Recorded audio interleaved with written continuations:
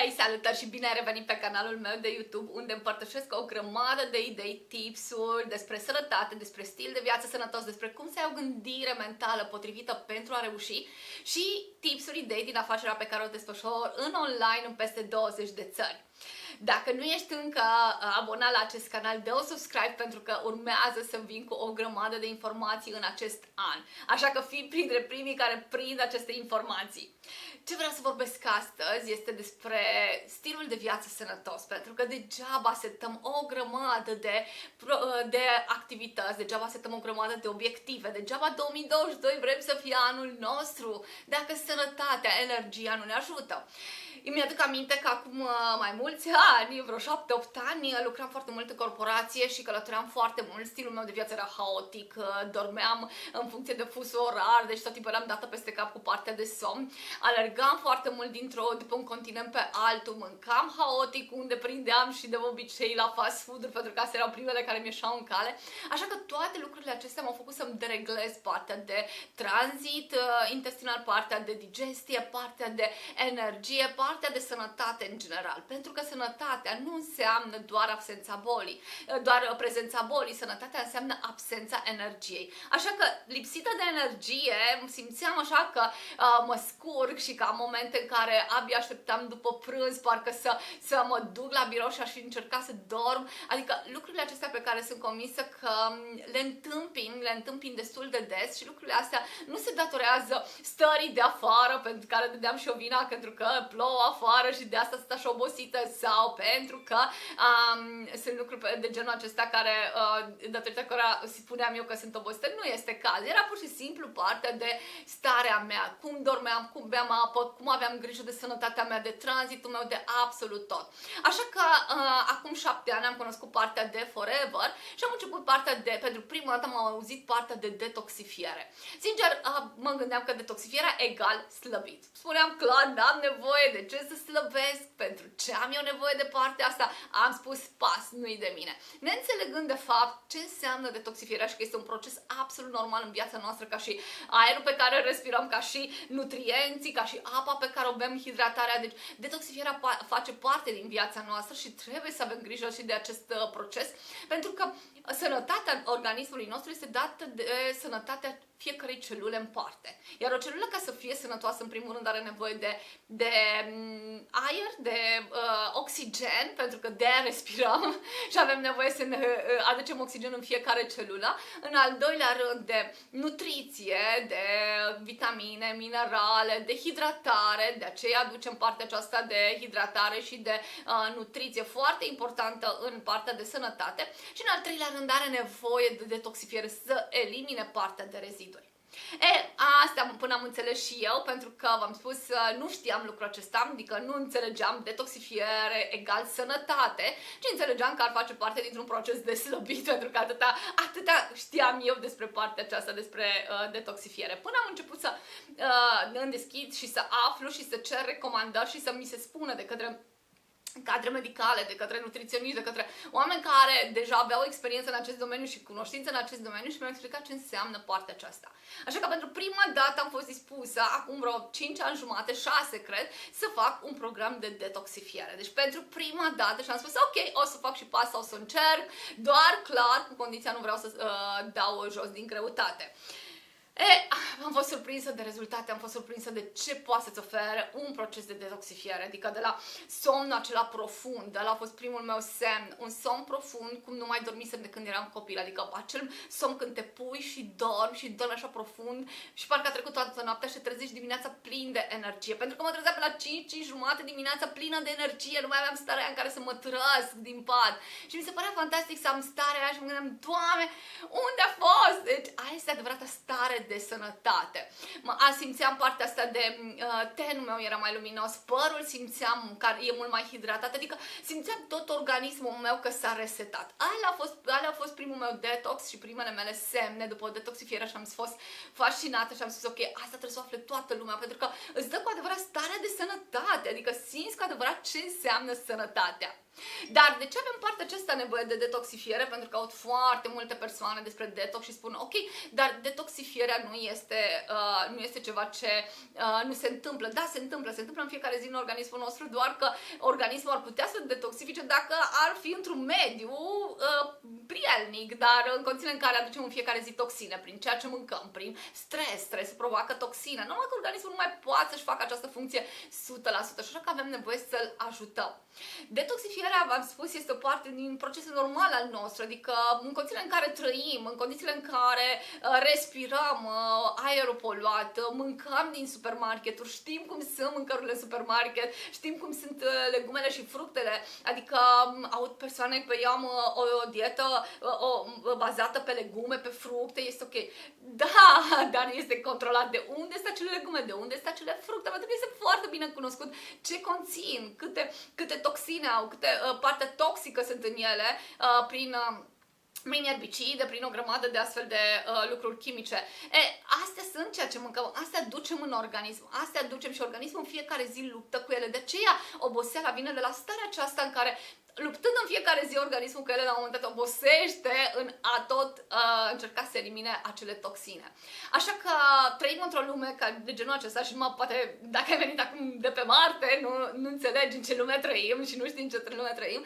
Aerul pe care respirăm, stresul în fiecare zi, mâncarea tot mai plină de chimicale, deci lucrurile acestea și mai procesate, deci lucrurile acestea ne dau peste cap starea organismului, starea digestivă, partea de floră intestinală, și atunci este nevoie să ajutăm. Este nevoie să ajutăm organismul în acest proces normal de detoxifiere, adică nu exclude faptul că mănânc sănătos. Aia este un proces, o parte din sănătate, adică nutrienții și hidratarea. Nu elimină partea aceea, sau că fac sport, sau este altceva, te ajută la prima parte să-ți aduci oxigen bun în organism, dar a treia parte este partea aceasta de a elimina rezidurile. Altfel, acestea acumulându-se în organism duc către boală. Deci asta înseamnă partea de detoxifiere și de ce avem nevoie de ea și care sunt semnele când ai nevoie de o detoxifiere. Este momentul în care te simți foarte obosit, ai starea aceea de moleșală, tot timpul starea în care nu ai chef.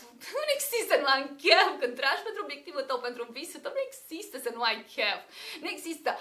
Că starea ta nu e cea potrivită, aici ar trebui să te gândești la o detoxifiere, pentru că organismul nu este cel care te ajută. Deci degeaba mintea vrea dacă organismul nu te ajută. Deci partea asta de oboseală, de partea de ten încărcat, partea de căderea părului, stări în care dureri de cap care sunt nejustificate. Deci toate lucrurile acestea dau semne că ok, ar fi cazul să faci o curățenie. Sau cel mai important este, cum l-am setat eu, de 2 ori pe an, din 6 în 6 luni, fac o curățenie a organismului. Pentru că facem curat în casă, de 2 ori pe an, cel puțin, facem o curățenie generală și restul întreținem. Așa ar trebui și organismul nostru, pentru că de câte ori cureți organismul tău? În casă facem curat, săptămânal, de 2 ori pe an facem curățenie generală, dar în organismul tău de câte ori cureți? De aceea e foarte important să eliminăm partea aceasta și să curățăm și organismul nostru, pentru că se vede la exterior. Tot ce scoatem, toate toxinele și toate acestea se văd la exterior. Dacă le eliminăm, deja tot organismul funcționează mai bine, mai multă energie, un somn mai bun, o piele mai hidratată, deci se vede partea aceasta foarte, foarte bine. Bun. Digestia mult mai bună, tranzitul mult mai bun, pentru că eu prin partea aceasta am scăpat de balonări, deci chiar am trecut de partea aceasta de balonări, pentru că tranzitul s-a reglat extraordinar. Ok, cum alegem un detox sau cum ar trebui să fie un program de detox? În primul rând să fie pe modul tău de viață, adică sunt persoane active, e clar că e greu să-ți ajustezi și să-ți iei după tine o grămadă de lucruri care nu ți se potrivesc stilului, mediului tău și modului tău de a trăi zi de zi. Atunci trebuie să fie un program care să se ajusteze pentru ca să poți să-l ții. În al doilea rând, trebuie să fie foarte important să fie gândit de nutriționiști, de mari doctori, de oameni de genul acesta care înțeleg cum funcționează organismul, înțeleg ce are nevoie organismul pe perioada unui program de detoxifiere, pentru că detoxifierea nu înseamnă să renunți la vitamine, minerale, ci din contră, ți-aduce vitamine, ți-aduce minerale, doar că lasă organismul să elimine toxinele. Partea aceasta, să aibă destule vitamine, să aibă destule minerale, să aibă nutrienți încât să poată să susțină procesul de detoxifiere și sănătatea în general. Mai este foarte important să fie un program care să curețe până în profunzime. Gelul de aloe pe care eu l-am găsit pe partea aceasta de detoxifiere și l-am folosit este curăță până, are proprietatea de a curăța până la nivel de celulă, adică curăță absolut, de aceea se vede efectul atât de repede, pentru că curăță până la fiecare celulă, curăță foarte, foarte deep în adâncime, adică cum îi spun, curăță foarte bine partea aceasta de organism și elimină toate toxinele. Așa că asta trebuie să fie așa, trebuie să arate un program de detox, deci pliat pe stilul tău de viață, să fie gândit de mari nutriționiști și de mari doctori, să fie pe partea aceasta de a se potrivi și să-ți aducă nutrienții și vitaminele și mineralele, deci toate lucrurile acestea. Ok, de ce am descoperit cel de la Forever și de ce eu l-am folosit și am văzut beneficiile pe mine și pe mii de alte persoane și îl recomand cu cel mai mare drag, pentru că este un program atât de simplu, un program care îți aduce în viața ta exact ce ai nevoie pentru 9 zile. Nici mai mult, nici mai puțin, că 9 zile sunt exact ceea ce poți să te angajezi că vei ține, pentru că sunt foarte multe persoane care se angajează, dar nu-l duc până la final. Adică lucruri de genul câteva săptămâni, o lună, două, trebuie să fim serioși, este greu de ținut, dar dacă ai în partea aceasta de câteva zile, da, le voi putea duce la final. Ce conține programul de Clean No? Păi, în primul rând, programul de Clean No conține așa. Conține gelul de aloe vera, eu l-am ales de data asta cu Mary Shore, deci este cu cel galben sau cel simplu, deci există cu gel de aloe vera, gelul de aloe vera. Conține suplimente exact special făcute și ce-mi place foarte mult, că sunt făcute exact cât să poți să rupi blisterele și să le iei cu tine, să le iei în poșetă fără să-ți bați capul. Ok, conține fibre, iarăși foarte important într-o detoxifiere. Dacă nu sunt fibre, nu se curăță colonul. Fibrele curăță colonul. Acesta conține fibre. Conține fibre fără gluten, deci cine are, ca și mine, intoleranță la gluten, atunci foarte bine prinde. Bineînțeles, conține și 1 centimetru, să vezi că vei da foarte mult jos din partea de țesut adipos. Și dacă asta este un efect extraordinar pe care vi-l dau din casă, este că dacă nu ai partea aceasta de partea de abdomen, oricât ai trage la sală și oricât ai mânca bine și ai avea grijă de ceea ce mănânci, partea de, știm bine, de abdomen este cel mai greu de a-l modela și de a da jos centimetri. De aia conține acest pachet 1 centimetru, pentru că se dă la centimetri jos. Mai conține shake-urile proteice care înlocuiesc mese.